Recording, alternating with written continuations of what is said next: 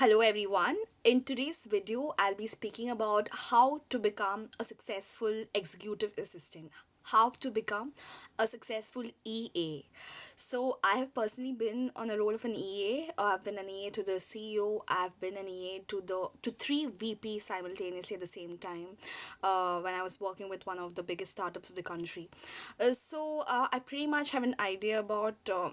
What it is like to be an EA and how can one become a successful executive assistant. Let me give you all a few tips and tricks of how to be one. Okay, firstly, an executive assistant or an EA is somebody who coordinates with a lot of departments. She's somebody who is he or she is somebody who is coordinating with the admin team, with the legal team, with the hiring team, with HR, with the tech team, with different cross-functional teams. Okay, she coordinates for different teams. So that way what happens is an EA, for the most important quality what an EA has to possess is communication. Okay, so this communication can be in the form of oral communication and written communication, right? Oral is what you verbally speak to somebody else, and written is maybe over emails or presentations, where you actually draft a presentation. It tells a lot about your qualities of written communication. So somebody who has to coordinate with such different sets of people from different teams has to have very good communication, right? She has to be very agile, very flexible, and very warm in terms of her communication, right?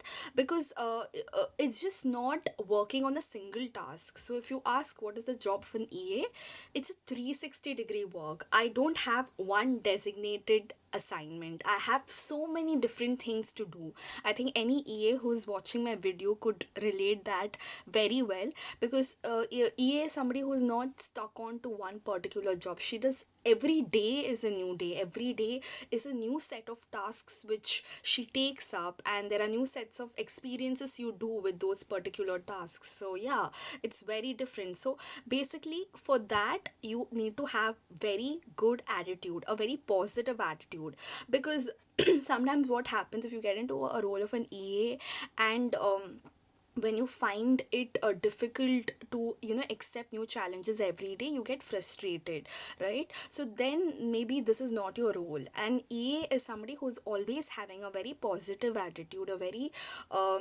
whatever takes comes your way, you take it very positively. It's very important in that. Okay, so it's very important to have the right attitude, and you have to be very good with your words, very good with your communication. These are very important things. What is the quality of an EA?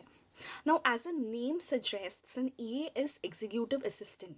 That is, you're an assistant to an executive, right? So it could be a senior management level, it could be the CEO, CXO level, it can be a lot of different leaders, right? The people from the leadership team.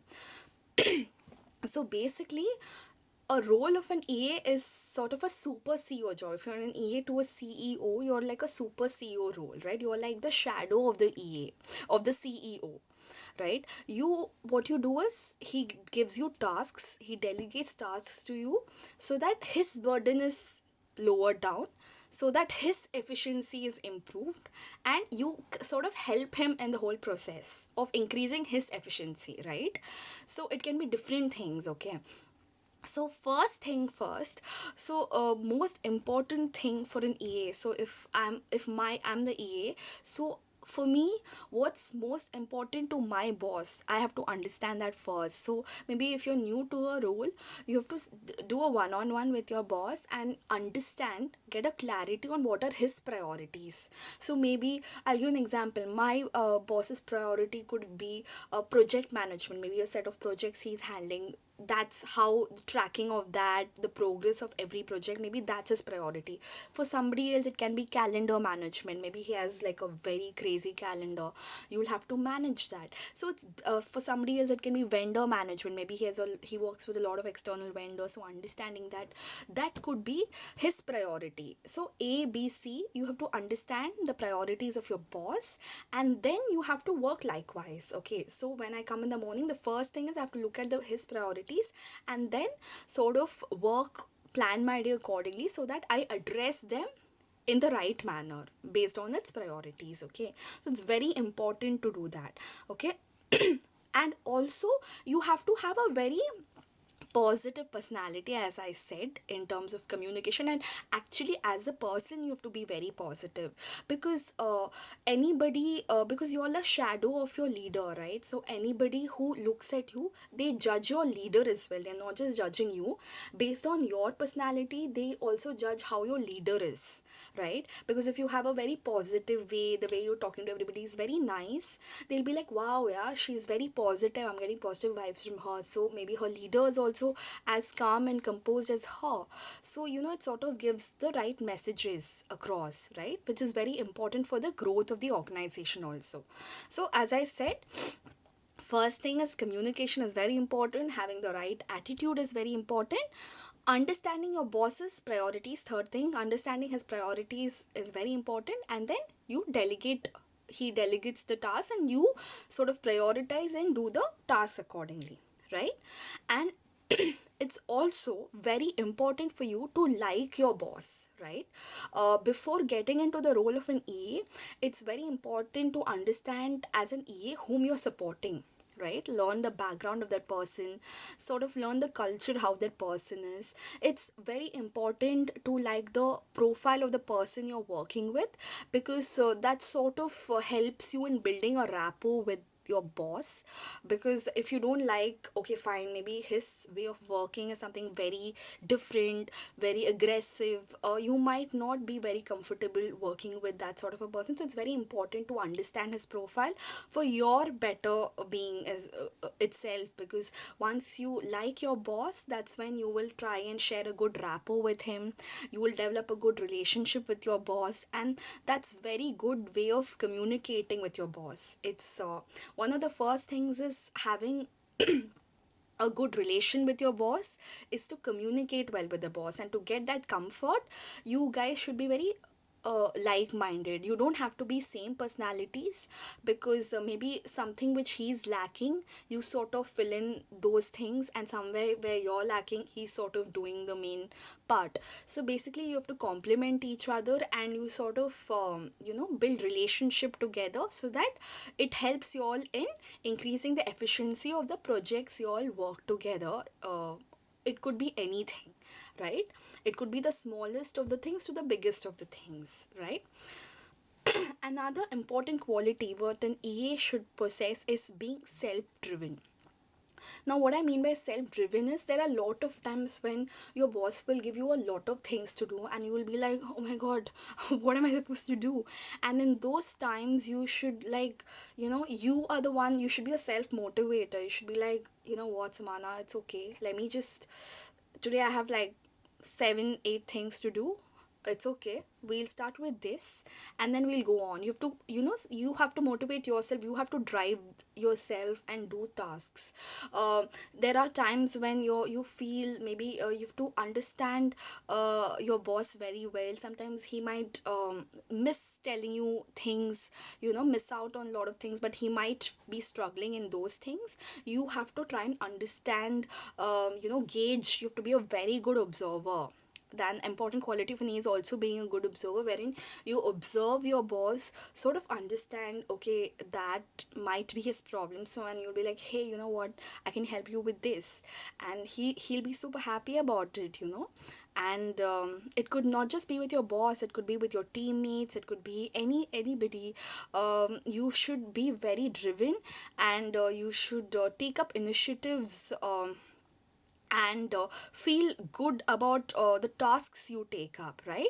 And nobody has to tell you that, you know what, you have to do this, you have to do that. You have to do it yourself, right? Nobody has to tell you, okay fine, my calendar is crazy, how am I supposed to manage it?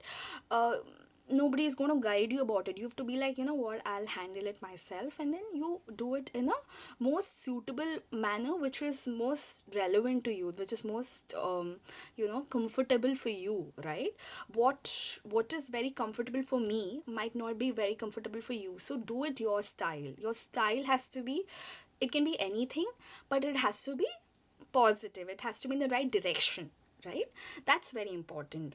So, and you discuss, have very frequent one-on-ones with your boss, right? Maybe fortnightly or weekly. Maybe you should have a catch up with your boss, set that up, and understand how things are going forward, discuss what's happening, discuss what are the priorities for the coming week, discuss how things are going in the current week. Should we just slow down a bit on something? Should we like prioritize something else? Sort of talk to him on a regular basis, so that way you all are on the same page. It's not like your expectations, his expectations is matching with what you are actually anticipating or what you actually think, right?